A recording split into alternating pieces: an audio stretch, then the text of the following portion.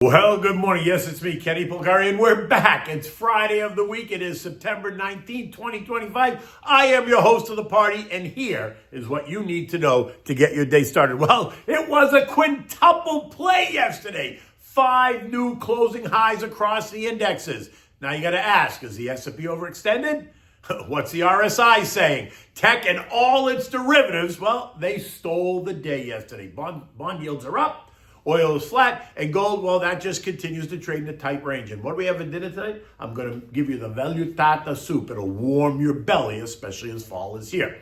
Okay, so the September swoon that we've been talking about, well, it's not happening yet. In fact, judging by the way the tape is trading, it may not show up at all, which would be amazing. Now, by the closing bell, we had a quintuple play. The Dow, S&P, Nasdaq, Russell, and Mag 7 all closing at new all-time highs. That's a powerful statement. Or you could ask, is it the melt up before the meltdown? The Dow added 124 points or 0.3. The S&P's up 33 points or 0.5%. The Nasdaq up 210 points or 1%. The Russell gained 60 points or 2.5%. The Transport's up 140 points or 0.9%. The equal weight S&P added 50 points or 0.7, while the Mag 7 added 58 points or 0.2%. Investors, traders, and algos all betting that the Fed is going to keep cutting rates, and that's going to keep driving stocks to new high after new high after new high. And this is when investors start to pile into the riskier corners of the market. Year-end estimates for the S&P now range from 6,300 to 7,400. But remember back in April, JP Morgan had a 4,500 target on the S&P for the year end. Oh my, how things have changed. In any event, easier policy supports the idea that there will never be another down day on the street. Do I have to remind you how many times over 40 years I've heard that?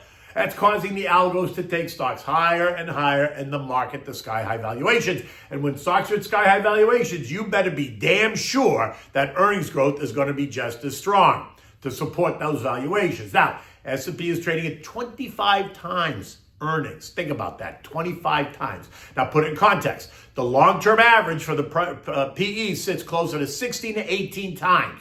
You might argue 20 times, but 25, that's a stretch. The implication, investors are paying up because they believe earnings are going to keep growing, rates will head lower, and the mega cap tech will continue to justify lofty multiples. All, well, reasonable expectations at the moment, but here's the risk. If growth slows, if the economy starts to stumble, if rates rise or tech stops commanding these premium, the multiple will compress and prices will fall even if earnings don't. Now that's called multiple contraction, a repricing of optimism. If 25 times suddenly looks too high, multiples fall, the market resets. Just to put it in perspective, if we traded at 20 times current S&P earnings, we'd be at 52.40, 20% lower from where we are today. Now, don't get me wrong. I'm not trying to light your hair on fire. I'm just pointing out the obvious. Valuations are stretched by traditional measures. Yet the algos, they keep taking them higher and higher and higher. Now, you want to talk about relative strength? Okay. The S&P is kissing the overbought line. Nasdaq, Mag 7, and Russell, they're already well into overbought territory. Meanwhile, the Dow, the transports, and the equal weight S&P are not even close. So, yes, that suggests that there's still room and maybe even opportunity. While the Nasdaq and Mag 7 and Russell look extended and stretched, the other indexes haven't run as hard, which means they could play catch up if money either rotates out of overheated trades and into the laggards or just new money comes into the laggards. And that leads us into the next issue. How did the sectors do? Well, yesterday, out of the 11 S&P sectors, on a day when we had 5 new closing highs on the indexes, this is what we got. Tech rose nearly 2%. Industrials rose 1%. Not one of the other sectors came even close. Healthcare rose 0.2.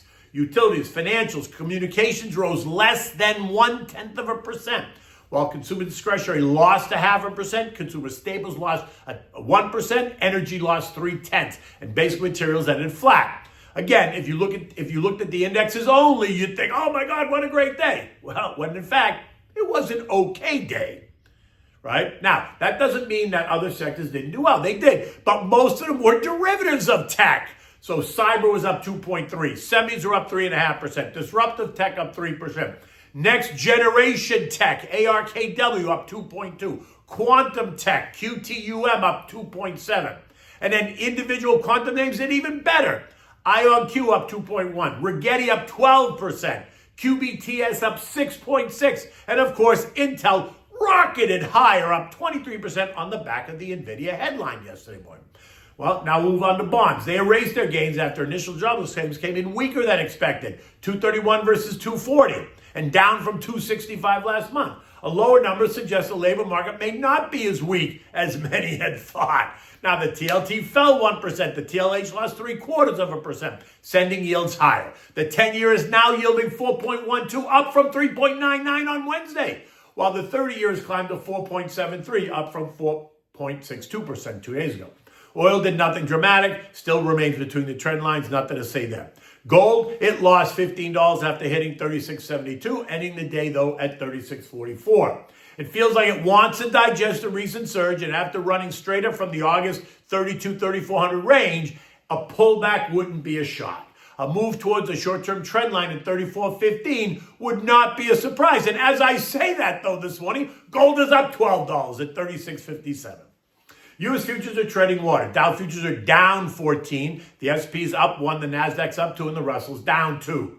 There's no eco data points today here in the U.S. European markets are all churning a bit higher. France and Italy battling it out for first place, up 0.7 and up 6.65% respectively. There's no eco data today either, so the focus is surely going to be on the usual suspects. Trade and tariffs, and that new tech prosperity deal signed by the U.S. and the U.K. yesterday worth $42 billion. It is a deal focused on AI, quantum computing, and nuclear energy. Thus the reason anything tech surged yesterday. The S&P closed at 66.31, up 31 points, after trading as high as 66.56. And as noted above, while the indexes screamed buy, what we saw happening under the sheets was a different story. And speaking of what's going on under the sheets, Trump is set to chat with Xi today about the fate of TikTok, and maybe, just maybe, help ease those trade tensions between U.S. and China. Remember, investing is exciting and frustrating all at the same time. Here's where the sheet analogy would work really well, right? Remember, it's about the plan. It's about making sure you have one. It's about time in the markets. It's about discipline and risk management. Okay, so you want to review your plan? Call me for a complimentary, no obligation portfolio analysis. You can get me at 561-931-0190. Okay, time to move on to dinner. So I want to warm your belly today, right? Because it's been kind of an interesting week. Fall is here. The weather's going to cool down. So try the Velouté di verdure. It's a velvety vegetable minestrone type soup, right? It's basically a cream sauce, a cream soup, a hearty, delicious vegetable soup bathed in this cream sauce, right? It's easy to make. It's delicious to eat. So you should just try this. Now, for this, you need olive oil, chopped shallots, diced and peeled butternut squash, 1 medium zucchini diced, celery diced, carrots diced, a potato peeled and diced. You need salt and pepper, chichi beans. You need chicken broth, all-purpose flour, butter, whole milk, and a baguette, right? Cut that into rounds, and they're going to be lightly buttered and toasted. We'll talk about that in a minute. Now, in a large saucepan, heat the olive oil over the medium heat, add the shallots, then the squash, zucchini, celery, carrots, potato, and season it with salt and pepper.